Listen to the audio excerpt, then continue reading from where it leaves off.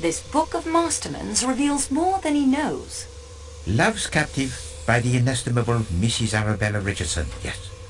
And what does it reveal to you?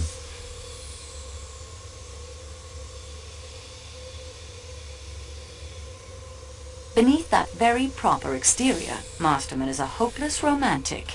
Perhaps. But I fear that this revelation would only be of embarrassment to Monsieur Masterman. It does not advance our investigation. This driving license indicates Foscarelli has been a chauffeur.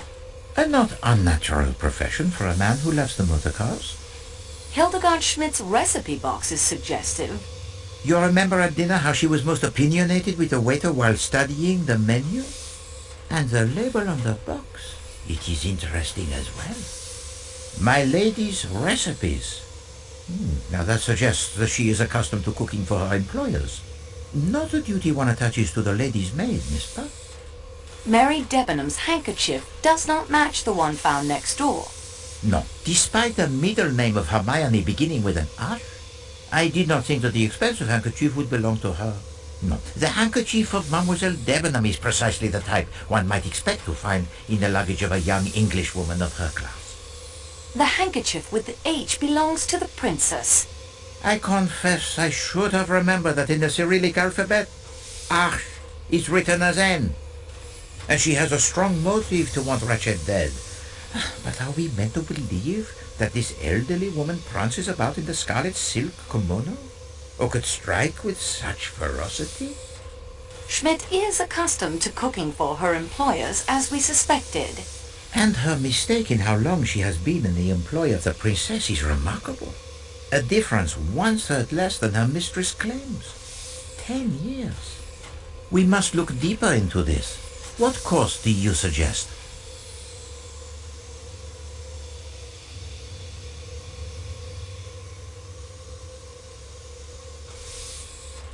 I will radio to Barnaby. A wise decision, I think. Greta Olsen was Daisy Armstrong's nurse. This may explain the zeal with which she cares for her young charges at her mission, and why she never had any children of her own. The nursemaid Suzanne, who threw herself to her death, was French. Oui. To know her full name might be instructive. The Armstrong nurse was named New Daughter. An odd name, that. What nationality do you think? Slavic or Scandinavian? Well, perhaps. I think that the Countess has the most fanciful mind and is quite adept at the word games. She is playing them now. Noi Daughter sounds, I think, only by coincidence, vaguely Scandinavian. Olsen is, of course, authentic Scandinavian. New Daughter. New Daughter. Olsen. Old Son. It is not yet fact, but it is worth pursuing. Helena Gilbert's governess was an old hag named Freebody. What an unfortunate name for an old hag is Freebody. It is more apt a name for the generation of flippers. Flappers. The fast young women were called flappers in America. Thank goodness skirts are finally lengthening again. As you say. I wonder if during your time at university in England you had occasion to patronize the clothing shops for the fashionable woman in London. No, Monsieur Poirot, not on a student's budget. There is such a shop near my own tailor called Debenham and Freebody, and the description the Countess gives to you is as far from the attractive young woman Mary Debenham as one could hope to get. Masterman was Colonel Armstrong's valet. And his Batman during the war. The Countess recognized no one on the train. Including Madame la Princesse, her sister's godmother. Monsieur McQueen she may also have seen, but he has grown much, of course, and the appearance changes. But a woman of the advanced years of the princess does not change so much, I think. No, I find this lack of recognition the most damning point against the Countess in all of her evasions and lies. So you see now why the Countess's failure to recognize anyone grows beyond suspicious. Perhaps she is nearsighted. If she were the second murderer in Ratchet's room last night, that might explain why she didn't notice he was already dead. You know, at times you remind me so of my good friend Hastings. Foscarelli was the Armstrong chauffeur. It was a deduction most simple. The scarlet kimono turns up in my luggage. I swear to you it does not belong to me. Oh, mademoiselle, I have no doubt of that. You have vigorously pursued its owner's identity. No, no, no. It is a defiance, you understand? It is a gauntlet thrown down. Very well. We take it up. Merci, mademoiselle. Unfortunately, the report, it is not yet complete. We are now armed with much more additional knowledge than before. Continue the investigation, and do not be afraid to go over the ground you have already covered. The letter. Now,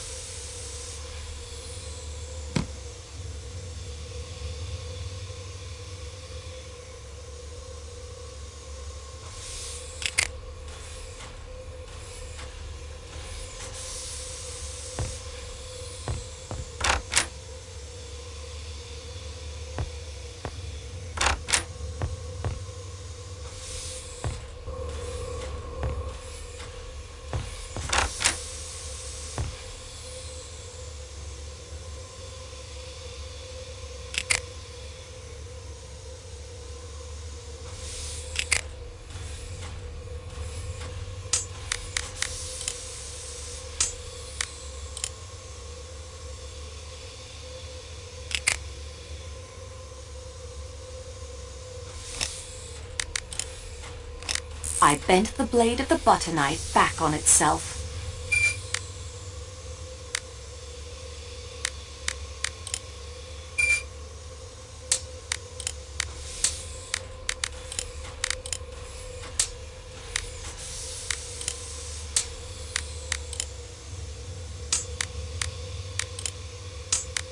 The copper bracelet is now straight with a hooked end.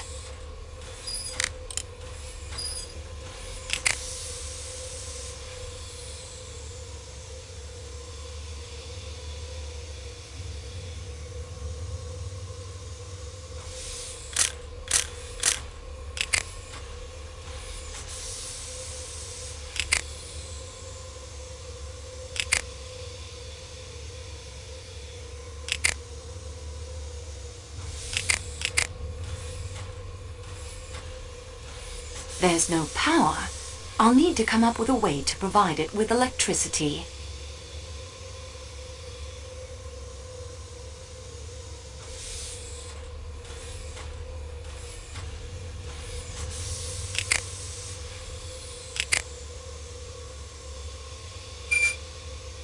That isn't going...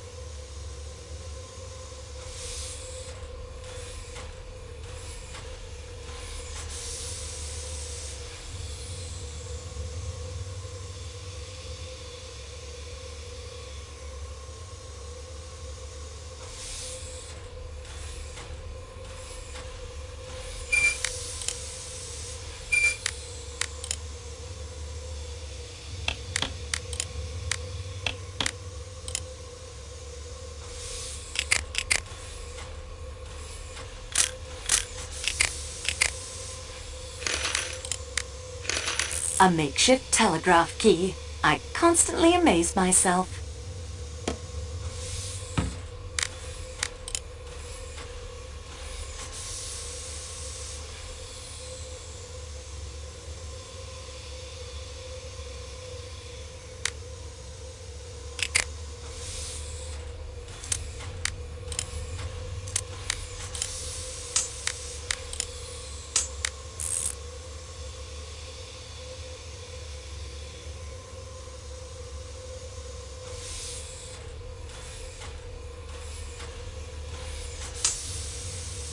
I suppose that will do as a telegraph key.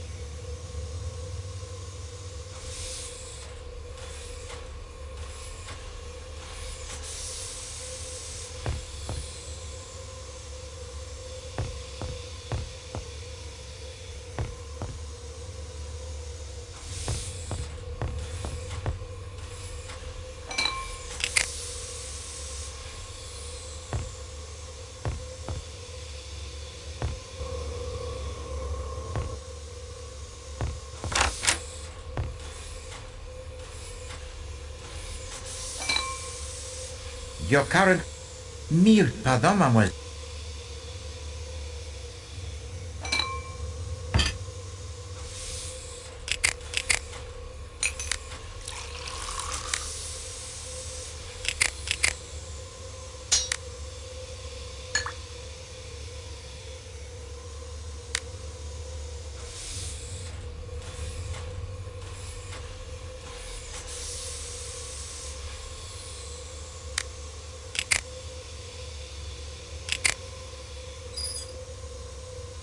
With any luck, that will power the radio, at least for a short time.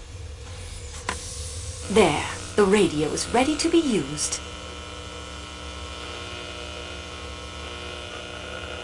Superb, mademoiselle.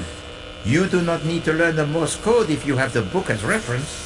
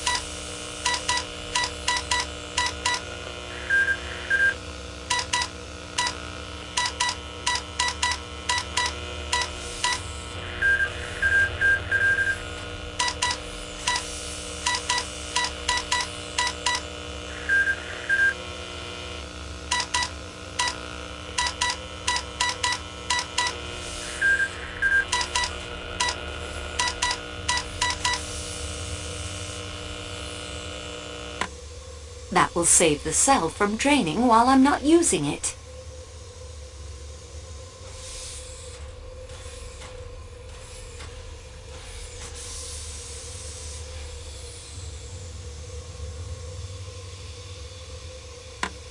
There, the radio is ready to be used.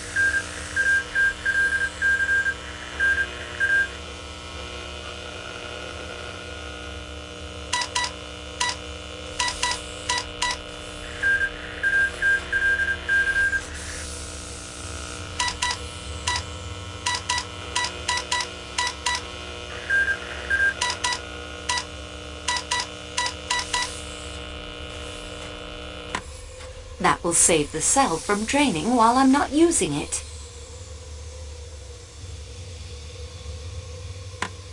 There, the radio is ready to be used.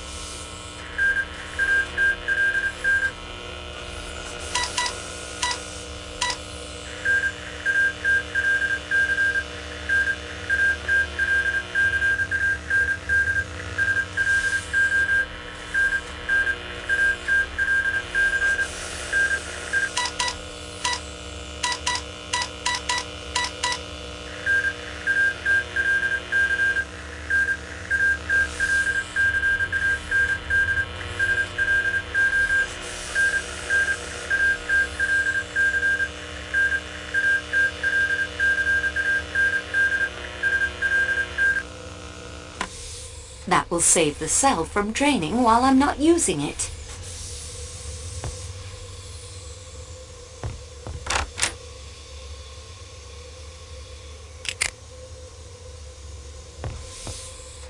You're the one bright spot in this whole business, if you don't mind me saying so. You'll not get another word out of me.